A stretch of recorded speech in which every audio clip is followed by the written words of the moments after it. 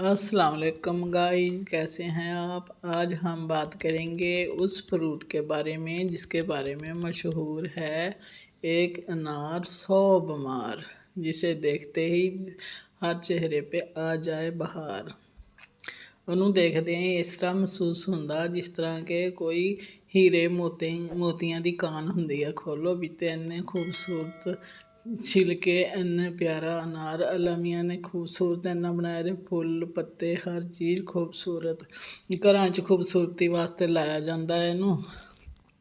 ਇਹ ਦੇਖਣੇ 'ਚ ਬਹੁਤ ਅੱਛਾ ਲੱਗਦਾ।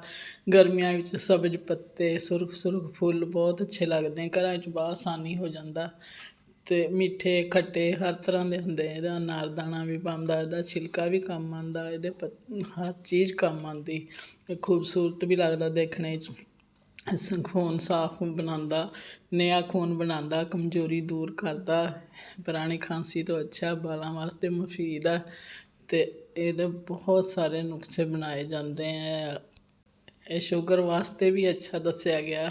ਇਹਦੇ ਵਿੱਚ ਇੱਕ ਜੰਨਤ ਦਾ ਕਤਰਾ ਪਾਣੀ ਦਾ ਹੁੰਦਾ। ਕਹਿੰਦੇ ਪੂਰਾ ਅਨਾਰ ਖਾਵੇ ਤਾਂ ਅਨਾਰ ਖੂਨ ਦੀ ਕਮੀ ਵਾਸਤੇ ਬਹੁਤ ਅੱਛਾ। ਅਤੇ ਇਹਦਾ ਲੋਸ਼ਨ ਵੀ ਬਣਾਇਆ ਜਾਂਦਾ ਆਇਲ ਵਿੱਚ ਜਲਾ ਕੇ, ਖੋਪੇ ਦੇ ਤੇਲ ਵਿੱਚ ਜਾਂ ਦੂਸਰੇ ਵਿੱਚ ਨਾ ਇਹਦਾ ਲੋਸ਼ਨ ਬਹੁਤ ਅੱਛਾ ਬਣਦਾ। ਅਤੇ ਇਹਦਾ ਮਾਸਕ ਬਣਾਇਆ ਜਾਂਦਾ ਅਤੇ ਇਹਦੇ ਛਿਲਕੇ ਇਸਤੇਮਾਲ ਕਰੇ ਜਾਂਦੇ ਦਵਾਈਆਂ ਵਿੱਚ। ਦੇਖਣੇ ਵਿੱਚ ਵੀ ਇੰਨਾ ਖੂਬਸੂਰਤ ਲੱਗਦਾ। ਆਪਣੇ ਨਬੀ ਰਸੂਲੁੱਲਾਹ ਸੱਲੱਲਾਹੁ ਅਲੈਹਿ ਵਸੱਲਮ ਨੇ ਫਰਮਾਇਆ ਕਿ ਜੋ ਅੰਦਰੂਨੀ ਛਿਲਕਾ ਝਿੱਲੀ ਹੁੰਦੀ ਉਹਦੇ ਸਮੇਤ ਖਾਣਾ ਚਾਹੀਦਾ ਹੈ। ਬਹੁਤ ਅੱਛਾ ਹੈ, ਮਿਹਦਾ ਸਾਫ਼ ਕਰਦਾ, ਭੁੱਖ ਲਾਉਂਦਾ, ਭੁੱਖ ਬਹੁਤ ਅੱਛੀ ਲੱਗਦੀ ਇਹਦੇ ਨਾਲ।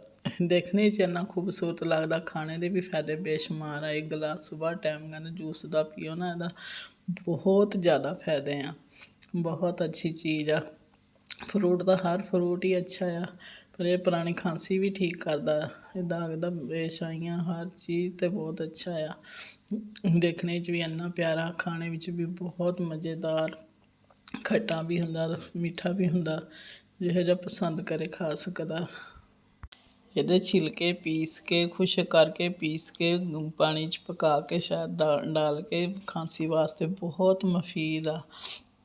ਇਹਦਾ ਸੁਣਿਆ ਮਾਸਕ ਵੀ ਬਣਾਇਆ ਜਾਂਦਾ।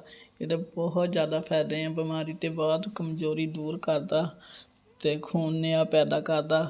ਜਿਹਨੂੰ ਖੂਨ ਦੀ ਕਮੀ ਹੋਵੇ ਡਾਕਟਰ ਅਕਸਰ ਦੱਸਦੇ ਆ ਇਹਦਾ ਜੂਸ। ਵੈਸੇ ਅਨਾਰ ਖਾਣਾ ਬਹੁਤ ਅੱਛੀ ਚੀਜ਼ ਆ। ਜੋ ਨਹੀਂ ਚਬਾ ਸਕਦੇ ਉਹਨਾਂ ਨੂੰ ਜੂਸ ਬਣਾ ਕੇ ਪੀਣਾ ਚਾਹੀਦਾ। ਇਹਦੇ ਨਾਲ ਹੀ ਅੱਲਾ ਹਾਫਿਜ਼, ਬਾਏ ਬਾਏ। ਅੱਲਾ ਮੀਆਂ ਤੁਹਾਨੂੰ ਖੁਸ਼ ਰੱਖੇ।